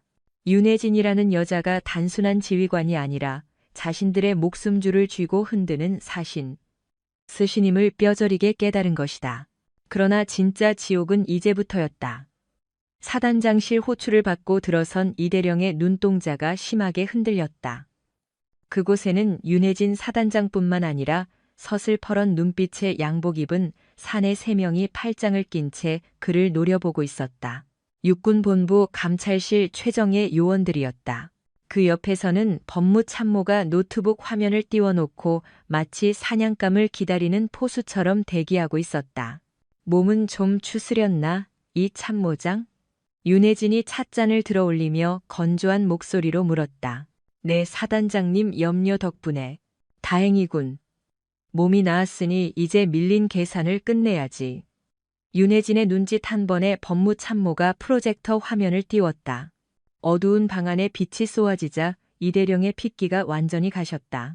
스크린에는 이대령의 차명 계좌 내역과 태백 유통으로 흘러들어간 자금 흐름도가 적나라하게 펼쳐져 있었다. 지난 3년간 자네가 장병들 피복비와 부식비를 빼돌려 착복한 금액이 정확히 12억 3,500만 원이더군. 놈들이 꼬리를 잘 숨겼다고 생각했겠지만 요즘 디지털 포렌식 기술이 꽤 쓸만해서 말이야. 윤혜진이 레이저 포인터로 흐름도의 끝을 가리켰다. 그곳에는 부사단장 오상식 준장이 아닌 그의 아내가 운영하는 갤러리 청담의 미술품 구매 내역이 찍혀 있었다. 미술품 경매를 통한 자금 세탁. 아주 고전적이지만 확실한 수법이지. 이대령, 자네가 오준장에게 바친 충성심이 이 영수증들에 고스란히 남아있군. 이건 모함입니다. 저는 모르는 일입니다. 이대령이 발악하듯 소리쳤지만 윤혜진은 코웃음을 쳤다. 자네 천한 말이야. 헌병대에서 설렁탕 특으로 한 그릇 사주니까 자네가 시켰던 불법 계약건들을 술술 불더군. 녹취록도 들려줄까? 이대령은 다리에 힘이 풀려 그 자리에 주저앉고 말았다. 퇴로가 없었다. 선택해. 이 모든 비리를 자네 혼자 안고 가서 15년 동안 감방에서 썩을 건가? 아니면 몸통을 밝히고 정상 참작을 받을 텐가? 그때였다. 정막을 깨고 윤혜진의 책상 위 전화벨이 요란하게 울렸다. 발신자는 오상식 준장. 윤혜진은 스피커폰 버튼을 눌러 모두가 들을 수 있게 했다. 충성, 사단장님, 부사단장 오상식입니다. 혹시 이대령 그 친구, 지금 사단장실에 있습니까? 윤혜진은 이대령에게 검지를 입술에 대며 조용히 하라는 신호를 보냈다. 네, 와 있습니다. 6본 감사팀과 함께 말이죠. 아이고, 결국 그렇게 됐군요. 사단장님, 제가 그 친구 때문에 골머리를 앓아 죽겠습니다. 평소에 그렇게 청렴하라고 교육했는데 제 눈을 피해 뒤에서 그런 호박씨를 까고 있을 줄은 꿈에도 몰랐습니다. 저는 전혀 몰랐던 사실이니 규정대로 아주 엄벌에 처해 주십시오. 감히 신성한 국방의 의무를 돈벌이 수단으로 쓴 놈은 제 부하라도 용서 못합니다. 전화기 너머 오상식의 목소리는 너무나도 뻔뻔했고 한치의 망설임도 없었다. 완벽한 꼬리 자르기였다. 바닥에 주저앉아 있던 이대령의 얼굴이 붉다 못해 검게 죽어갔다. 지난 10년 오상식의 개가 되어 온갖 더러운 짓을 도맡아 했는데 돌아온 것은 차가운 배신뿐이었다. 들었나 이대령? 자네가 모시던 주인이 자네를 호박씨 까는 놈 취급하는군. 윤혜진의 비수 같은 말에 이대령의 눈에서 억울함의 눈물이 터져 나왔다. 배신감은 공포를 넘어 분노로 변했다. 저런 천하의 죽일 놈이. 이대령이 짐승처럼 울부짖으며 법무참모의 노트북 앞으로 기어갔다. 다 불겠습니다. 하나도 남김없이 싹 다 불어버릴 겁니다. 이중 장부 원본은 제 관사 침대 매트리스 밑을 뜯어보시면 있습니다. 그리고 오상식이 놈이 시켜서 조작한 진급 비리 리스트와 뇌물 상납고리 전부 제 비밀 USB에 저장해뒀습니다. 제 방이 무너지듯 모든 진실이 본물 터지듯 쏟아져 나왔다. 윤혜진은 만족스러운 미소를 지으며 팔짱을 꼈다. 이만호라는 뇌가 스스로 자멸하면서 오상식이라는 거대한 몸통을 칠 수 있는 결정적인 스모킹건을 스스로 바친 셈이었다. 헌병대 이대령 연행해. 계급장이 뜯겨나간 채 끌려나가는 이대령의 표정은 오히려 후련해 보였다. 혼자 죽지 않겠다는 도끼가 서린 눈빛이었다. 이제 남은 것은 단 하나. 이 모든 악의 근원인 오상식 부사단장 뿐이었다. 윤혜진은 창밖으로 시선을 돌렸다. 부사단장실의 불은 여전히 환하게 켜져 있었다. 아마 오상식은 이대령을 제물로 바치고 자신은 살아남았다고 믿으며 승리의 축배를 들고 있을 것이다. 마음껏 즐겨라, 오상식. 지금 네가 마시는 그 술이 내 군 생활의 마지막 축배가 될 테니. 윤혜진은 이대령이 자백한 비밀 장부 위치와 USB 정보를 챙겨들었다. 폭풍 전야의 밤이 깊어가고 있었다. 율곡 부대를 짓누르던 어둠이 걷히고 있었지만 완전한 여명을 맞이하기 위해서는 가장 크고 어두운 그림자를 지워야만 했다. 다음 날 아침 사단 전체가 발칵 뒤집혔다. 현직 참모장이 긴급 체포되었다는 소식은 순식간에 퍼져나갔고 병사들은 환호했으며 부패에 연루된 간부들은 공포에 떨며 숨을 죽였다. 오상식 준장은 무거운 발걸음으로 참모장실 앞을 지났다.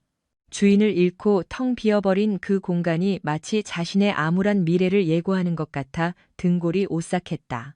이대령이 헌병대에 긴급 체포된 지 꼬박 하루가 지났건만 사단장 윤혜진은 폭풍 전야처럼 기이할 정도로 침묵을 지키고 있었다. 혜진은 그에게 어떠한 해명도 요구하지 않았고 감찰부의 추가 조사 통보조차 없었다. 분명 이 대령놈이 내 이름을 불었을 텐데 증거가 부족한 건가? 아니면 섣불리 건드리기 겁나는 건가? 오상식은 초조함을 감추지 못하고 집무실 안을 짐승처럼 서성거렸다. 그는 지푸라기라도 잡는 심정으로 육군본부와 국방부의 유력 인사들에게 연락을 취해봤지만 평소 호영호재하던 선후배들은 약속이라도 한 듯 그의 전화를 피했다. 마치 그가 바이러스 보균자라도 되는 양 철저히 배척당하고 있었다. 고립무원. 그제야 오상식은 상황을 직시했다. 윤혜진은 단순히 법적 처벌을 넘어 그를 사회적, 정치적으로 완전히 매장시키고 있었다. 그녀는 거대한 뱀이 먹잇감을 칭칭 감아 질식시키듯 아주 천천히 그리고 확실하게 그의 숨통을 조여오고 있었다. 그때였다. 굳게 닫힌 부사단장실의 문이 열리며 윤혜진이 들어왔다. 전속보관조차 대동하지 않은 단독 방문이었다. 그녀의 손에 들린 낡고 두툼한 서류 봉투가 오상식의 시선을 사로잡았다. 사단장님, 예고도 없이 갑자기 무슨 일이십니까? 오상식은 짐짓태연한 척 물었으나 그의 목소리는 팽팽한 긴장감으로 미세하게 떨리고 있었다. 차나 한잔하며 이야기하러 왔습니다. 선배님. 혜진의 입에서 나온 선배님이라는 호칭은 존경심이라곤 찾아볼 수 없는 차가운 조롱의 단어였다. 혜진은 소파에 앉아 가져온 봉투를 탁자 위에 툭 던지듯 올려놓았다. 이 대령이 떠나면서 아주 흥미로운 선물을 하나 남겼더군요. 혼자 보기엔 내용이 너무 방대해서 가져와 봤습니다. 오상식의 동공이 지진이라도 난 듯 흔들렸다. 직감적으로 알 수 있었다. 저 봉투 안에는 자신의 목을 단번에 날려버릴 치명적인 증거들이 들어있다는 것을. 선배님께 마지막으로 명예롭게 군복을 벗을 기회를 드리겠습니다. 지금 당장 자진 전역 지원서를 작성하십시오. 그러면 이 봉투는 영원히 세상 빛을 보지 못할 겁니다. 그것은 자비가 아닌 최후 통첩이었다. 그러나 오상식은 순순히 백기를 들 위인이 아니었다. 그는 평생을 진흙탕 같은 권력 투쟁 속에서 살아남은 독사였다. 궁지에 몰릴수록 더 맹독을 품고 이빨을 드러내는 것이 그의 본성이었다. 하하하. 윤혜진, 내가 뭔가 단단히 착각하고 있나 본데 나 오상식이야. 육사 출신 장성들이 다 내 뒤를 봐주고 있다고. 고작 이따위 종이 쪼가리로 날 협박할 수 있을 것 같나? 넌 지금 건드리지 말아야 할 벌집을 쑤신 거야. 오상식의 얼굴이 악귀처럼 흉측하게 일그러졌다. 그는 여전히 자신이 가진 낡은 인맥과 힘을 과신하고 있었다. 혜진은 씁쓸한 미소를 지으며 자리에서 일어났다. 마지막 기회를 걷어차시는군요. 유감입니다. 저는 벌집을 건드린 게 아니라 숲을 망치는 썩은 고목을 베어내려는 겁니다. 집을 잃은 벌들이 얼마나 처절하게 날뛰는지 한번 지켜보시죠. 혜진이 봉투를 챙겨 나가자마자 오상식은 책상 위에 명패를 집어 벽으로 내던졌다. 와장창. 날카로운 파열음과 함께 유리가 산산조각 났고 그의 거친 숨소리가 방 안을 가득 메웠다. 그래, 해보자 이거지. 누가 먼저 죽나 끝까지 가보자고. 오상식은 비밀 금고 깊숙이 숨겨둔 대포폰을 꺼내 들었다. 떨리는 손으로 단축 번호를 누른 곳은 북한군과 불과 수백 미터를 사이에 두고 대치 중인 최전방 지피였다. 그곳에는 자신의 비리를 덮어주는 대가로 영혼을 판 마지막 신복, 송대위가 있었다. 나다. 오늘 밤 상황 하나 만들어라. 국지전 수준의 아주 큰 놈으로. 실제 교전을 가장한 자작극. 그는 해서는 안 될 선택을 했다. 자신의 안위를 위해 국가의 안보와 부하들의 목숨을 담보로 도박을 건 것이다.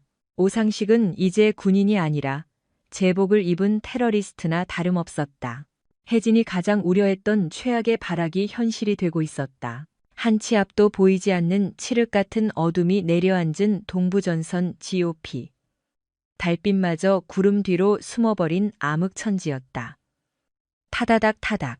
빗방울이 철책선을 때리는 소리가 마치 다가올 비극을 알리는 전주곡처럼 음산하게 울려 퍼졌다. 오상식 준장의 은밀한 지시를 받은 22연대 3대대 소속 소대장. 송대위는 초소 안에서 식은땀을 흘리며 수류탄의 안전핀을 만지작거리고 있었다. 소대장님, 정말 괜찮은 겁니까? 이거 걸리면 영창이 아니라 바로 총살입니다. 부소대장이 공포에 질린 목소리로 말렸다. 송대위는 마른 침을 삼키며 오상식이 약속했던 특진과 평생 먹고 살 수 있는 거액의 보상을 떠올렸다. 이미 탐욕에 눈이 먼 자에게 이성은 사치였다. 입 닥쳐. 어차피 북괴군 놈들이 선제 도발한 걸로 위장할 거야. 상황만 터지면 우리는 영웅이 되는 거고 그 깐깐한 여자 사단장은 지휘 책임지고 옷 벗는 거라고. 알았어? 송대위는 결심한 듯 무전기 송수신 버튼을 눌렀다. 현 시간부로 상황 발생. 전방 미상 물체 식별, 암구호 불응. 사격 개시, 콰광. 송대위가 던진 수류탄이 철책 넘어 비무장지대 초입에서 폭발하며 밤의 정적을 찢었다. 굉음과 함께 흙기둥이 솟구쳐 올랐다. 그것을 신호탄으로 미리 포섭된 병사 2명이 허공을 향해 K 소총을 미친 듯이 난사하기 시작했다. 탕, 타다당. 탕, 고요했던 최전방 계곡이 순식간에 아수라장이 되었다. 붉은 예광탄이 밤하늘을 찢으며 날아다녔다. 같은 시각, 사단 지휘통제실에는 핏빛 경광등이 돌아가며 경보음이 찢어질 듯 울려 퍼졌다. 현 시간부로 22연대 섹터 내적 침투 흔적 식별. 아군 초소 교전 중. 현재 교전 중. 상황병에 다급한 비명의 지휘통제실은 벌집을 쑤신 듯 혼란에 빠졌다. 오상식 준장은 회심의 미소를 감추며 자리에서 벌떡 일어났다. 그는 일부러 목청을 높여 좌중을 압도하듯 소리쳤다. 진돗개 하나 발령. 전방 포병 대기에 즉각 대응 사격 준비. 그때였다. 굳게 닫혀있던 지휘통제실의 자동문이 열리며 윤혜진 소장이 서늘한 표정으로 걸어 들어왔다.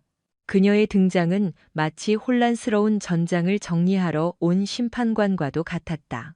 지휘통제실의 육중한 자동문이 열리며 윤혜진 소장이 모습을 드러냈다. 빗물에 젖은 방탄조끼와 완전 무장한 그녀의 위용은 마치 폭풍우를 뚫고 온 장수와도 같았다. 관사에서부터 이미 모든 무전을 감청하고 상황을 간파한 그녀의 눈빛은 서늘하게 가라앉아 있었다.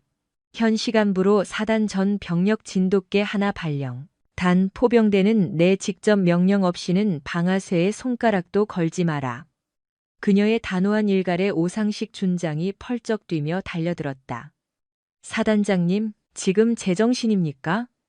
아군 초소가 유린당하고 있습니다. 즉각 대응 사격으로 적의 기세를 꺾지 않으면 뚫리는 건 시간 문제입니다. 확인되지 않은 적에게 포격부터 가하면 그것이야말로 전면전의 시작이다. 피하 식별과 상황 파악이 먼저다. 윤혜진의 침착함에 오상식은 더욱 길길이 날뛰었다. 이 답답한 양반아, 현장에서는 병사들이 죽어나가는데 상황 파악 타령인가? 여자가 지휘봉을 잡으니 겁만 많아서 이 사단이 나는 거 아냐? 비키시오. 내가 직접 지휘하겠소. 오상식은 노골적으로 윤혜진을 밀쳐내며 지휘 마이크를 낚아채려 들었다. 참모들이 얼어붙은 그 순간 윤혜진은 미동도 하지 않고 오상식의 앞을 가로막으며 거대한 상황판을 가리켰다. 겁, 내가 두려워하는 건 무능한 지휘관의 오판뿐이다. 저 TOD 열상 감시 장비 화면을 똑바로 봐라. 그녀가 지목한 화면 속 아군 초소는 맹렬히 불을 뿜고 있었지만 정작 그 총구가 향하는 철책 너머는 칠흑 같은 어둠뿐이었다. 어떤 생명체의 여론도 감지되지 않는 죽어있는 공간이었다. 교전 중이라면서 적의 대응 사격 섬광이 단 한 번도 잡히지 않아. 아군 피격 보고도 부상자도 전무하다. 수류탄이 터졌다는데 철책은 흠집 하나 없어. 이게 도대체 누구와 싸우고 있는 전쟁터란 말인가? 그건 적이 은폐 엄폐를 완벽하게 하고 있어서. 엄폐? 열상 장비까지 피해가는 투명 인간 부대라도 쳐들어왔나? 탄착군을 봐라. 조준 사격이 아니라 허공을 향해 흩뿌리는 난사다. 저건 공포를 가장한 연극이야. 윤혜진의 분석은 칼날처럼 예리했다. 707 특수임무단 시절 뼛속까지 새겨진 실전 감각이 이 조작된 상황을 본능적으로 거부하고 있었다. 이건 적의 침투가 아니다. 내부의 조작극이거나 집단적인 오인 사격이지. 말 조심해. 전방의 지휘관들을 모욕할 셈인가? 나는 내 눈과 데이터만 믿는다. 윤혜진은 통신병에게서 마이크를 낚아채듯 받아들었다. 해당 초소 소대장 송대위 사단장이다. 즉시 응답해.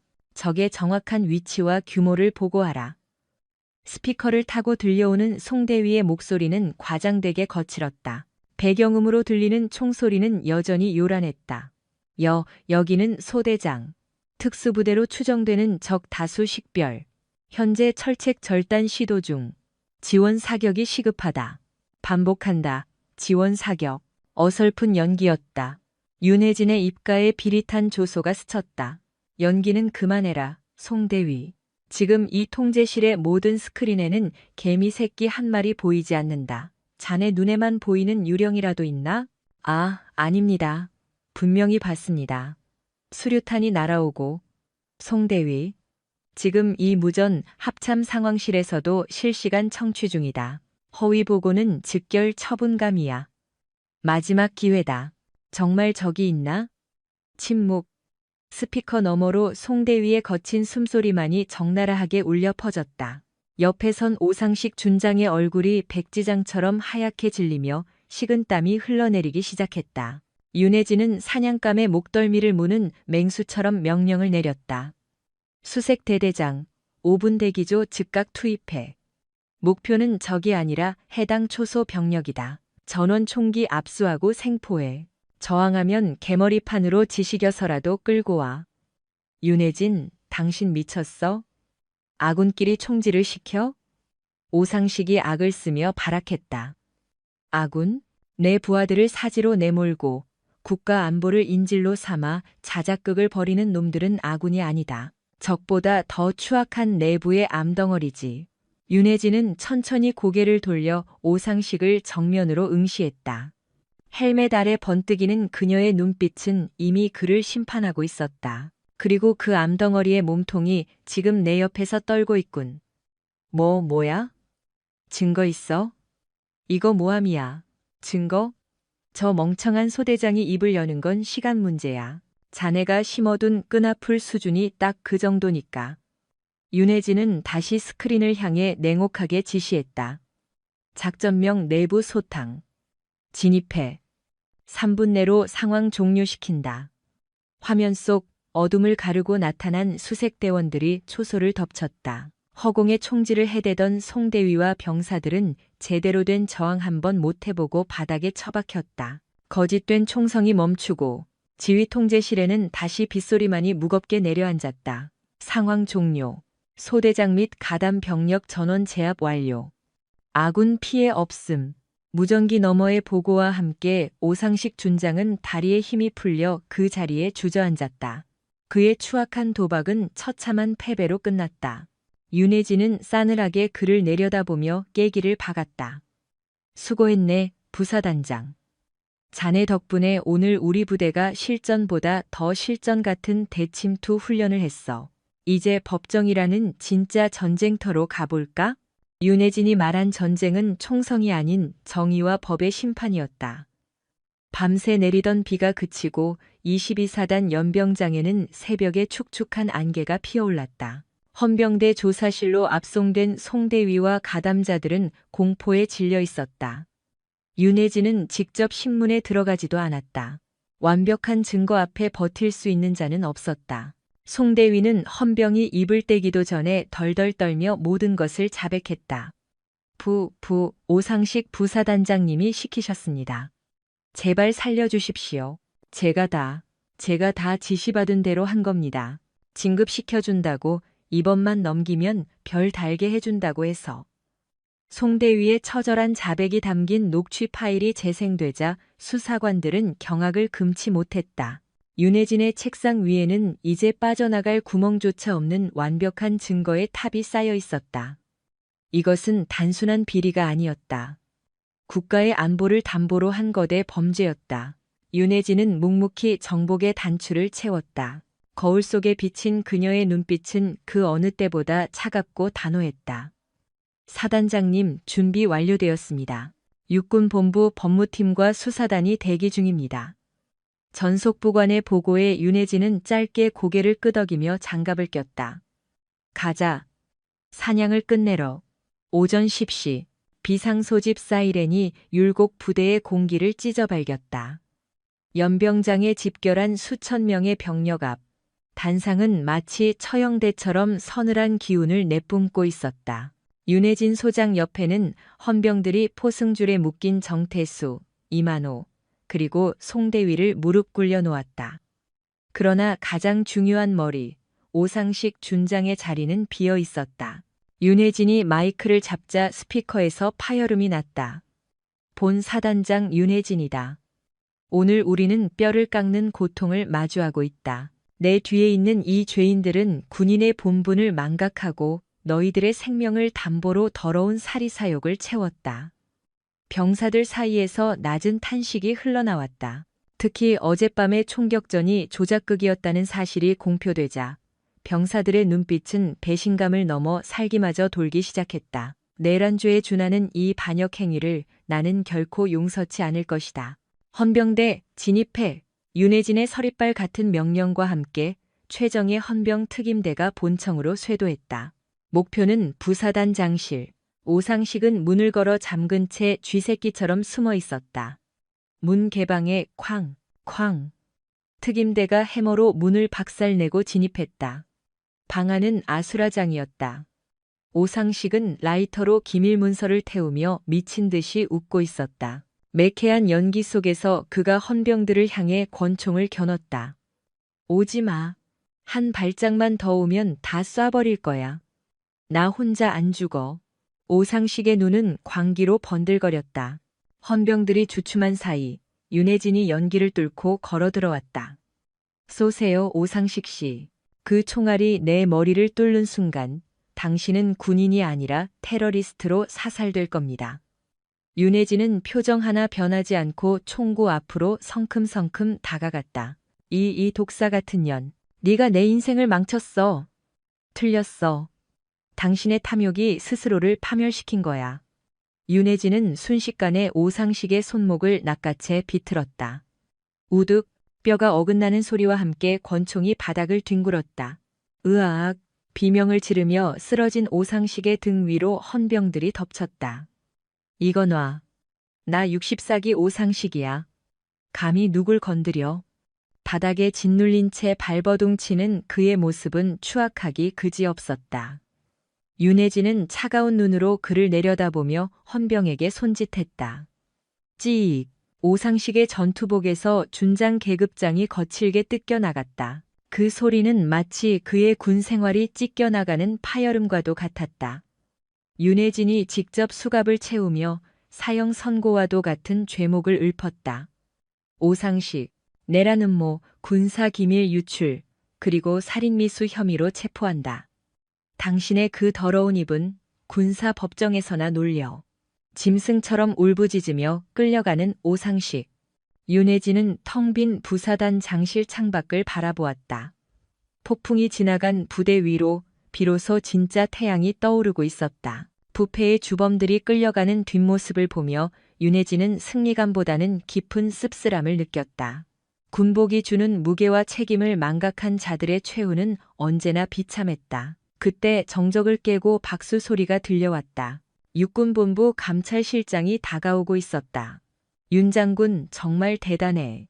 야전도 아닌 행정부대에서 707시절의 그 야성을 다시 보게 될 줄은 몰랐네. 자네가 침몰하던 22사단을 건져 올렸어. 혜진은 정중하게 경례를 올리며 담담하게 대답했다. 과찬이십니다. 이제 겨우 환부를 도려냈을 뿐입니다.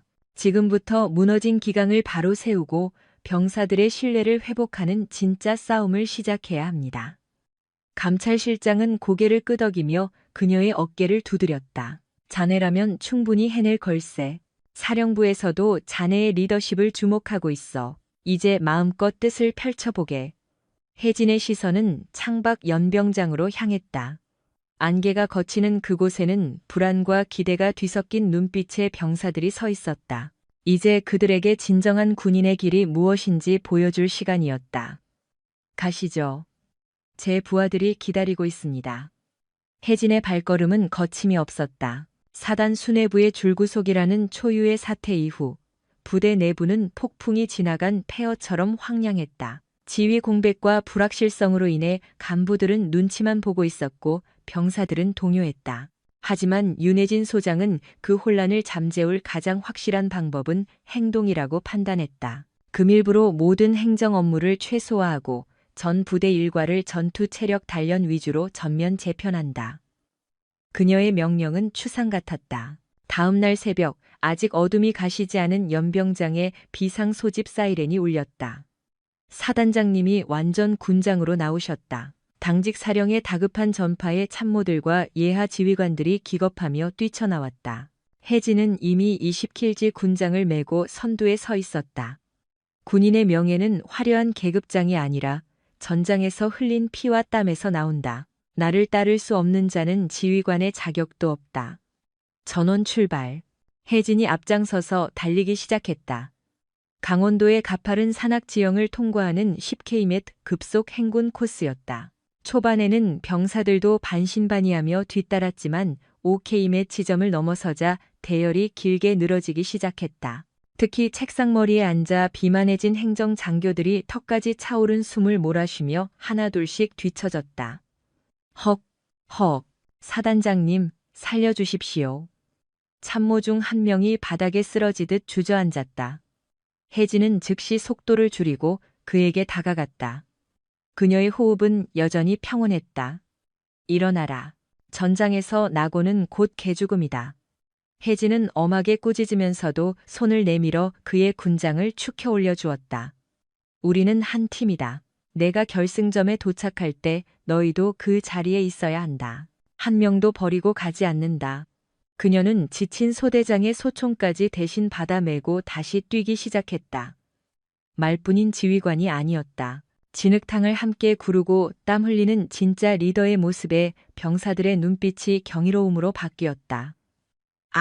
할 수 있습니다. 어디선가 터져나온 함성은 삽시간에 부대 전체로 퍼져나갔다. 썩은 물이 빠져나간 자리에 뜨거운 전우회가 채워지고 있었다. 개혁은 훈련장에서만 그치지 않았다.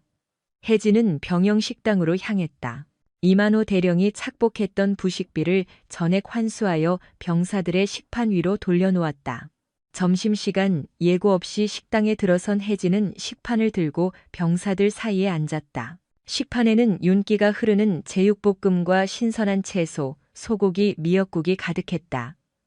밥맛은 좀 어떤가? 옆자리에 이등병이 소스라치게 놀라 일어섰다. 편하게 앉아. 밥 먹을 때는 건드리는 거 아니다. 네, 정말 맛있습니다. 고기도 많고 입대하고 처음으로 배부르게 먹습니다. 이등병의 눈시울이 붉어졌다. 그동안 간부들의 탐욕 때문에 형편없는 식사를 해왔던 서름이 복받친 탓이었다. 혜진은 자신의 고기를 덜어 이등병의 식판에 얹어주었다. 많이 먹어라. 잘 먹고 잘 자고 강해져라. 그게 너희가 할 일이다. 부족한 게 있다면 언제든 사단장실 문을 두드려라. 냉철한 저승사자. 윤혜진의 따뜻한 이면을 본 병사들의 얼굴에 비로소 안도와 웃음꽃이 피어났다. 율곡 부대의 봄은 그렇게 식판 위에서부터 시작되고 있었다. 오상식과 이만호가 남긴 부패의 찌꺼기, 그 카르텔이 심어놓은 불씨는 생각보다 깊었다. 하지만 윤혜진은 멈추지 않았다. 그녀는 무너진 성벽을 전우회라는 이름의 단단한 시멘트로 다시 쌓아 올리고 있었다. 어느 날 오후, 윤혜진은 아직도 숨죽이며 눈치만 살피는 장교들을 강당으로 소집했다. 그들은 적극적으로 부패에 가담하지는 않았으나 방관하며 침묵했던 회색 분자들이었다. 단상에 오른 윤혜진의 눈빛이 그들을 훑고 지나가자 장내는 찬물을 끼얹은 듯 고요해졌다. 나는 과거를 묻지 않겠다. 너희가 침묵했던 건 비겁해서가 아니라 믿고 따를 지휘관이 없었기 때문이라 생각하겠다. 윤혜진의 목소리는 낮지만 힘있게 강당을 울렸다. 장교들의 고개가 수그러들었다. 치부를 들킨 듯 얼굴이 붉게 달아올랐다. 허나 오늘 이 시간 이후부터는 용납하지 않는다. 불의 앞에 눈 감는 자, 병사를 자신의 진급 도구로 여기는 자, 군복의 명예를 더럽히는 자는 내 손으로 가차없이 옷을 벗기겠다. 나 윤혜진에게 충성하지 마라. 오직 국가와 국민, 그리고 너희를 믿고 따르는 저 병사들에게만 충성하라.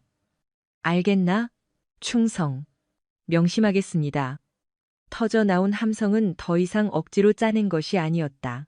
그것은 율곡 부대가 긴 잠에서 깨어나 포효하는 소리와도 같았다. 시간은 유수와 같이 흘렀다. 뼛속까지 시리던 고성의 칼바람이 멈추고 철책선 너머 산등성이에 붉은 진달래가 피어오르는 봄이 도래했다.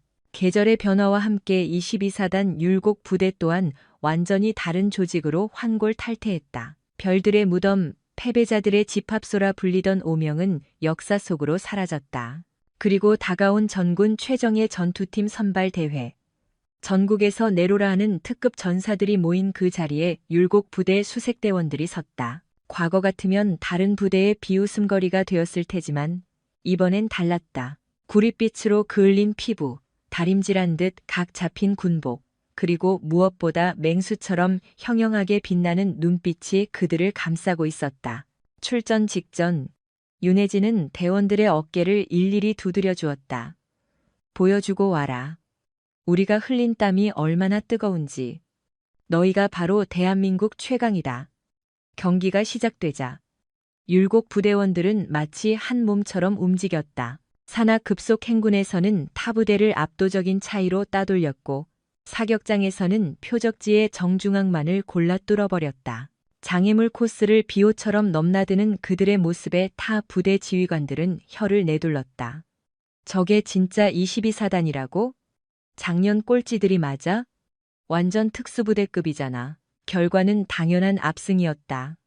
종합 우승기가 율곡 부대의 깃대에 휘날리는 순간 관중석의 윤혜진은 남몰래 눈시울을 붉혔다. 그것은 단순한 승리가 아니었다. 짓밟혔던 자존심의 회복이자 병사들 스스로가 쟁취해낸 기적이었다. 그날 밤 대연병장은 축제의 장이 되었다. 화려한 출장 뷔페 대신 솥뚜껑 위에서 지글거리는 삼겹살과 투박한 막걸리 사발이 오갔지만 병사들의 얼굴에는 그 어느 때보다 환한 웃음꽃이 피어났다. 윤혜진이 단상에 오르자 열광적인 환호가 쏟아졌다. 사단장님, 존경합니다. 윤혜진, 윤혜진은 손을 들어 병사들을 진정시키며 마이크를 잡았다. 고맙다. 정말 고맙다. 잿빛이던 너희의 눈동자가 이제야 별처럼 빛나는구나. 나는 너희가 자랑스럽다. 우리는 강하다. 율곡, 우리는 강하다. 율곡. 밤하늘을 찌를 듯한 함성을 뒤로하고 윤혜진은 조용히 지휘 통제실 옥상으로 향했다. 시원한 밤바람이 그녀의 뜨거워진 볼을 식혀주었다. 밤하늘엔 별들이 쏟아질 듯했고 멀리 철책선의 경계등은 띠를 이루며 빛나고 있었다. 사단장님, 여기 계셨습니까? 새로 부임한 참모장이 다가왔다. 탐욕스럽던 이만호와 달리 우직하고 청렴한 참군인이었다. 병사들이 사단장님을 토갈에 치겠다고 찾아다니고 있습니다. 허허, 내 허리가 남아나질 않겠군. 윤혜진의 농담에 참모장도 미소 지었다. 그는 진지한 표정으로 야경을 바라보며 입을 열었다. 솔직히 처음엔 반신반의했습니다. 여성 지휘관이 이 거친 곳을 감당할 수 있을까 하고요. 하지만 제가 틀렸습니다. 사단장님은 제가 본 군인 중 가장 강인한 분이십니다. 강함이란 근육에서 나오는 게 아니야. 무엇을 지켜야 하는지 알고 그것을 위해 기꺼이 나를 던지는 것, 그게 진짜 강함이지. 윤혜진은 주머니 속 낡은 사진을 만지작거렸다. 707 시절 작전 중 산화한 전우들의 사진이었다. 보고들 있나? 나 부끄럽지 않게 잘하고 있는 거 맞지? 마음속으로 전우들에게 묻는 그녀의 눈가가 촉촉해졌다. 이제 이곳 율곡 부대에는 썩은 내가 사라졌다. 대신 흙내음, 땀 냄새, 그리고 사람 냄새가 그 자리를 채우고 있었다. 참모장, 내일 아침엔 헬기 말고 도보로 해안 소초를 돌겠네. 우리 아이들 손이나 한번 잡아줘야겠어. 알겠습니다. 준비하겠습니다. 윤혜진은 정모를 바로 썼다. 애송이 계집이라 조롱받던 윤혜진은 없었다. 오직 병사들이 믿고 따르는 전장의 어머니이자 강철 같은 지휘관만이 그곳에 서 있었다. 그녀는 병사들의 함성이 울려 퍼지는 연병장을 향해 당당하고 힘차게 걸음을 옮겼다. 어둠 속 초병의 격려 구호가 청아하게 울려 퍼졌다. 충성, 충성, 수고가 많다. 율곡 부대의 진짜 봄은 바로 지금부터였다.